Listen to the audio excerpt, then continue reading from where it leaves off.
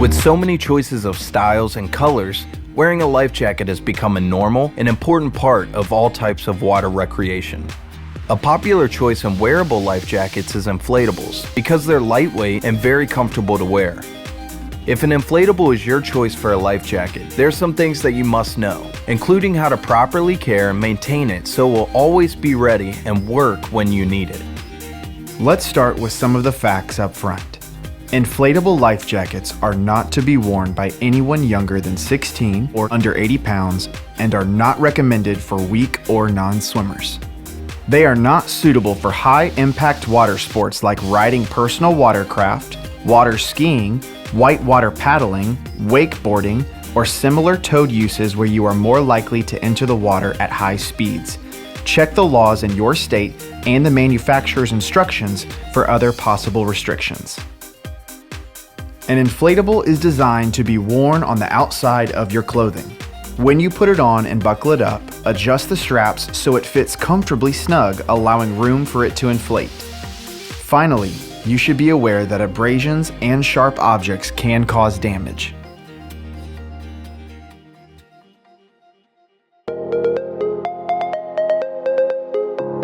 There are a number of brands and styles of inflatables that can fit your recreational lifestyle. Before you choose which is best for you, make sure that it is Coast Guard approved. The two main styles of inflatable life jackets are the suspender and belt styles. There are also styles available with dual flotation that provides some buoyancy before inflation. The suspender style fits over your shoulders and around your neck. When inflated, it's already in place and ready to keep you afloat. The belt style must always be worn in front of you, because when it's inflated, you have to manually put it over your head. There are two types of inflation mechanisms. For the manual-only activation, you must pull the cord tab to inflate it. It's great for activities such as swimming and stand-up paddleboarding where you know it's going to get wet. However, if you're knocked unconscious, someone else with you must pull the cord to inflate it. The automatic mechanism on inflatable life jackets that have both manual and automatic capabilities may take 4 to 7 seconds to inflate.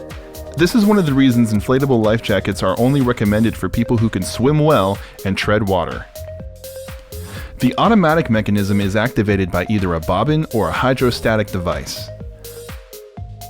The bobbin has a substance that dissolves quickly in water to inflate the life jacket. Some suspender styles have hydrostatic activation. This means inflation is triggered by water pressure. Water has to be at least 4 inches up on the life jacket to trigger the inflation mechanism. You will find an oral inflation tube on all inflatables. It offers an alternative method to inflate your life jacket. The tube is also used to deflate the life jacket. When not in use, the oral inflation tube dust cap needs to be in the stowed position. It's not recommended to wear an inflatable life jacket if the outside temperature is freezing or below because the CO2 cylinder may not adequately inflate it. If worn in these conditions, partially pre-inflate it after putting it on, or top it off after inflation by using the oral inflation tube. The type of life jacket you choose will depend on what you're comfortable with, your swimming abilities, your confidence while in the water conditions, and your activity.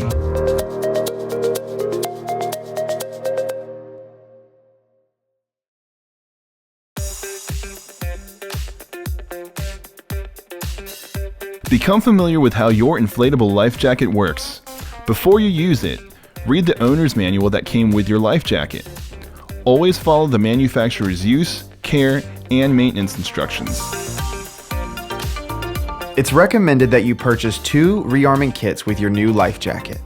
A CO2 cartridge will come with your new life jacket, so use one to test your new life jacket in shallow water so you'll know what to expect if you ever need it to save your life. After you rearm your life jacket, keep the other rearming kit with you as a spare. When purchasing a rearming kit, make sure it's the correct type for your life jacket according to the grams and life jacket model. Rearming kit prices can vary, so check around for the best price. All inflatable life jackets have a bladder and a CO2 cylinder that cause it to inflate. Your life jacket, including the bladder and CO2 cylinder, must be maintained according to manufacturer's requirements to ensure it works properly. It's best to keep a record of maintenance and inspections performed on your life jacket for reference. Before every use, check to make sure that your life jacket is free from damage such as rips, tears, or holes that might prevent it from inflating. Check that all seams are securely sewn and that fabric, straps, and hardware are still strong. Make sure there is an unused CO2 cylinder in your life jacket and that it's installed properly. Check that the cylinder has not been used by inspecting the tip to make sure it's not punctured. For screw-in type cylinder, only hand tighten. Make sure that the safety indicator is green, the pull cord tab is accessible and hanging freely on the outside, and the Velcro or zipper are properly closed. Check for dirt or mold. Clean with mild soap and water if needed. If you have an automatic manual style with a bobbin, you'll need to remove the CO2 cylinder and bobbin before cleaning your life jacket and keep them dry.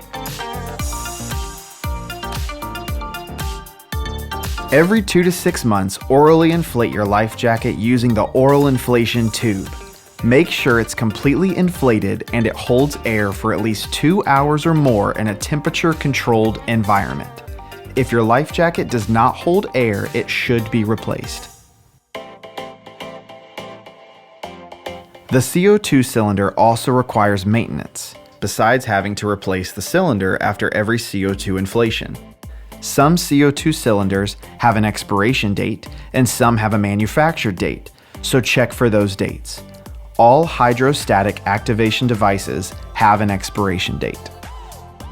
For automatic manual inflatable life jackets that have a bobbin activation in them, the bobbin must be replaced every 3 years or more often if used in high humidity. Check the manufactured date printed on the bobbin and replace it if it's older than 3 years. On hydrostatic activated inflatable life jackets with a zipper, make sure it has both zipper stops in place when repacking your life jacket. Follow the manufacturer's instructions in the owner's manual or on the life jacket's labels when rearming and repacking your life jacket. Instructional rearming and repacking videos for your model of life jacket may be available online. Your life jacket should not be stored wet. It should be dried in open air and not in direct sunlight or with any artificial heat source. Store it in a cool, dry place that is well ventilated and not on your boat or vehicle to prevent unintentional inflation. Avoid storing your life jacket where moisture and humidity may be high or anywhere that water may get to it. While enjoying your favorite water-related activity, keep in mind that most water-related fatalities occur on calm, sunny days. Inflatable life jackets are nice and comfortable enough to wear at all times when in, on, or near water. So choose the right one for you and your activity, and please wear it. Learn more at pleasewearit.com and follow Please Wear It on social media. Remember, life jackets worn, nobody mourns.